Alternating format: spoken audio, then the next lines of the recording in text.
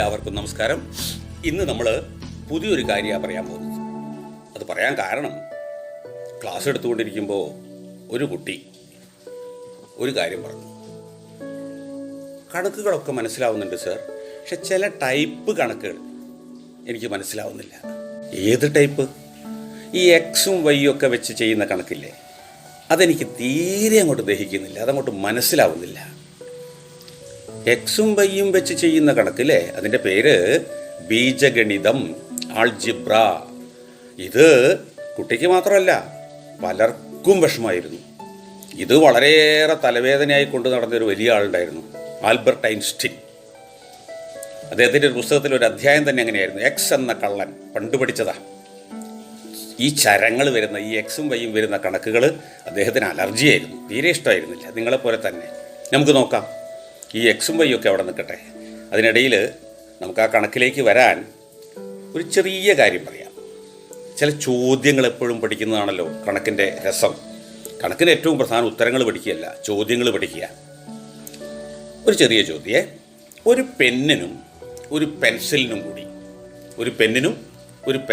കൂടി 10 രൂപയാണ് വില. പെന്നിനും പെൻസിലിനും കൂടിയാണ് 10 രൂപ. പെന്നിൻ്റെ വിലയിൽ നിന്ന് പെൻസിലിൻ്റെ വില കുറച്ചാൽ 1 രൂപ. അപ്പോൾ പെന്നിന് എത്രയായിരിക്കും, പെൻസിലിന് എത്രയായിരിക്കും വില? പെട്ടെന്ന് നമുക്ക് തോന്നില്ലേ, പെന്നിനും പെൻസിലിനും കൂടി 10 രൂപ, പെന്നിൻ്റെ വിലയിൽ നിന്ന് പെൻസിലിൻ്റെ വില കുറച്ചാൽ 1 രൂപ. 9 ഒന്നുമല്ലേ? അല്ലല്ലോ, 9 ഒന്നും കൂട്ടിയാൽ 10. പക്ഷെ 9 1 കുറച്ചാൽ, അങ്ങനെയല്ലേ രണ്ടാമത് പറയുന്നത്? പെന്നിൻ്റെ വിലയിൽ നിന്ന് പെൻസിലിൻ്റെ വില കുറച്ചാൽ 1 രൂപ എന്നല്ലേ? 9 1 കുറച്ചാൽ 1 കിട്ടില്ലല്ലോ. അപ്പോൾ 9 ഒന്നുമല്ല. ഇങ്ങനെ വരുന്ന കണക്കുകളൊക്കെ, പെന്നിൻ്റെ വിലയും പെൻസിലിൻ്റെ വിലയും കൂട്ടിയാൽ 10 രൂപ, പെന്നിൻ്റെ വിലയിൽ നിന്ന് പെൻസിലിൻ്റെ വില കുറച്ചാൽ 1 രൂപ. തുകയും വ്യത്യാസവും വരിക അല്ലേ? ആദ്യം തുകയാണ് പറഞ്ഞത്, പിന്നെ വ്യത്യാസമാണ് പറഞ്ഞത്. ഇങ്ങനെ വന്നാൽ ആദ്യത്തെ സാധനം പെന്നിൻ്റെ വില കാണാൻ തുക എത്രയായിരുന്നു? 10, വ്യത്യാസം 1. അപ്പോൾ 10 1 കൂട്ടിയതിൻ്റെ പകുതിയായിരിക്കും പെന്നിൻ്റെ വില. 10 1 11, അതിൻ്റെ പകുതി 11ൻ്റെ പകുതി 5.5. പെന്നിൻ്റെ വിലയിൽ നിന്ന് പെൻസിലിൻ്റെ വില കുറച്ചാൽ 1 രൂപയല്ലേ? പെന്നും പെൻസിലിൻ്റെ വില കൂട്ടിയ 10 അല്ലേ? രണ്ടാമത്തെ പെൻസിലിൻ്റെ വില കാണാൻ 10ൽ നിന്ന് 1 കുറച്ചതിൻ്റെ പകുതി. 10ൽ നിന്ന് 1 കുറച്ചാൽ 9, അതിൻ്റെ പകുതി 4.5. അപ്പോൾ പെന്നിൻ്റെ വില 5.5 രൂപയും പെൻസിലിൻ്റെ വില 4.5 രൂപയും. കൂട്ടിയ 10 അല്ലേ? അതെ. കുറച്ചാൽ 1 അല്ലേ? അതെ. അപ്പം ഇങ്ങനെ ബൈഹാർട്ട് പഠിച്ചതല്ല കേട്ടോ നമ്മൾ, അതിൻ്റെ കാര്യത്തിലേക്ക് വരും. തൽക്കാലം ചിലതൊക്കെ ബൈഹാർട്ട് പഠിക്കാം, പിന്നീട് അത് സത്യാന്നങ്ങ് ബോധ്യപ്പെടും അല്ലേ? ഞാൻ പണ്ട് ബൈഹാർട്ട് പഠിച്ചതാണ് 8 48 എന്ന്. ഇപ്പം എനിക്ക് മനസ്സിലായി, 8 6 ചേർന്നാലും 6 8 ചേർന്നാലും 48 ഇപ്പോൾ ബോധ്യമായി. ചിലതൊക്കെ എങ്ങനെയാണ്, നമ്മൾ ബൈഹാർട്ട് പഠിച്ചാൽ പിന്നീട് അങ്ങോട്ട് നമുക്ക് മനസ്സിലാവും, ബോധം വരുമ്പോൾ അതൊക്കെ ശരിയായിരുന്നു എന്ന്. കണക്കിലും ചില കാര്യങ്ങളൊക്കെ ജീവിതത്തിലും. അപ്പോൾ 2 വസ്തുക്കളുടെ വിലയുടെ തുക അല്ലേ, പെന്നിൻ്റെയും പെൻസിലിൻ്റെയും വിലയുടെ തുക തന്നിട്ടുണ്ട്.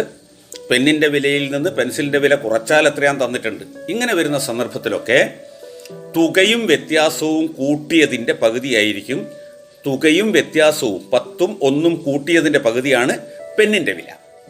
തുകയും വ്യത്യാസവും കുറച്ചതിൻ്റെ, 10ൽ നിന്ന് 1 കുറച്ചതിൻ്റെ പകുതിയാണ് പെൻസിലിൻ്റെ വില.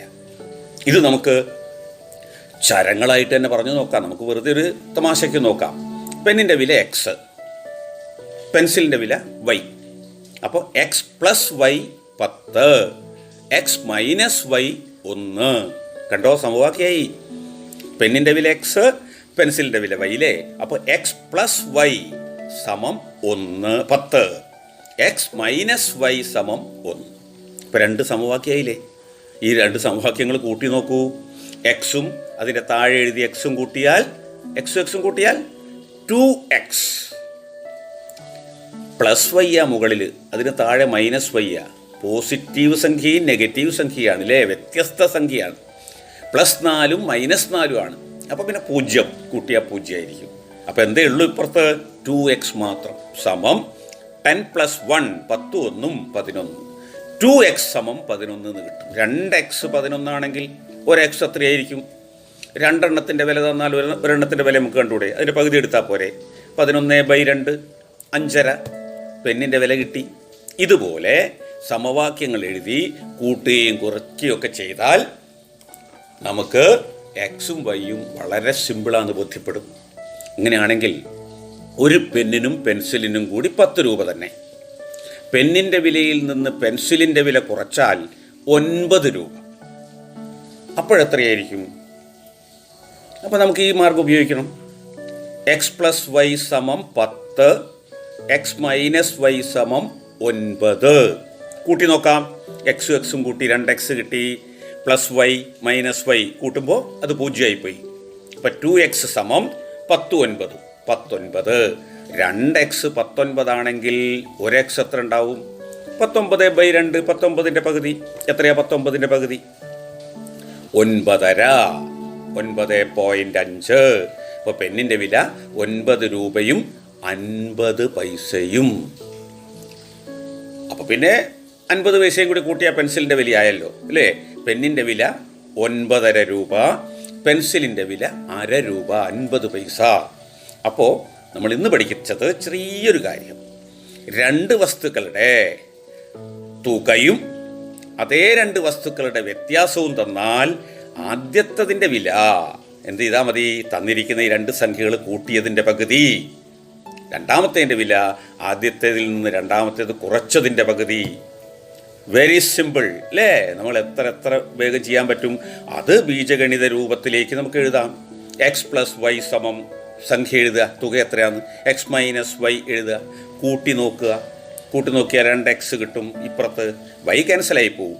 സമം ആ തന്നിരിക്കുന്ന തുകയും വ്യത്യാസവും കൂട്ടിയാൽ കിട്ടും. 2x കിട്ടിയാൽ പിന്നെ x കാണാനുണ്ടോ വിഷമം? കിട്ടിയ ഉത്തരത്തിൻ്റെ പകുതി എടുത്താൽ മതി. അപ്പോൾ നമ്മൾ എക്സിൻ്റെ വില കണ്ടുപിടിച്ചു. പിന്നെ വൈയുടെ വില കണ്ടുപിടിക്കാൻ ഒരു പ്രശ്നവുമില്ല അല്ലേ? എക്സ് പ്ലസ് വൈ 10 ആണെങ്കിൽ എക്സ് 9 ആണെങ്കിൽ വൈ എത്രയായിരിക്കും? 9നോട് ഏത് കൂട്ടിയാൽ ആ 10 കിട്ടുക എന്ന് നമുക്കൊക്കെ അറിയാം. അങ്ങനെ ഇത് വളരെ സിമ്പിളായിട്ടുള്ള ഒരു ബീജഗണിത സമവാക്യമാണ് ഞാൻ പറഞ്ഞത്. നമ്മൾ ഇനി ഇക്വേഷൻസ് ആണ് പറയുന്നത്. എക്സ് പ്ലസ് വൈ സമം 10 എന്നൊക്കെ പറയുന്നത് ഇക്വേഷൻ, സമവാക്യം എന്ന് പറയും. വലിയ ക്ലാസ്സിലേക്ക് എത്തുമ്പോൾ കൂടുതൽ പഠിക്കാം. ബീജഗണിതം എന്ന് പറയുമ്പോൾ ഒട്ടും ഭയക്കേണ്ടതില്ല. നമുക്ക് എക്സ് എന്ന കള്ളനെയും വൈ എന്ന കള്ളിയെയും അടുത്ത ക്ലാസ്സിൽ കൂടുതലായി പരിചയപ്പെടാം. ഓക്കെ, എല്ലാവർക്കും മനസ്സിലായല്ലോ? Thank you.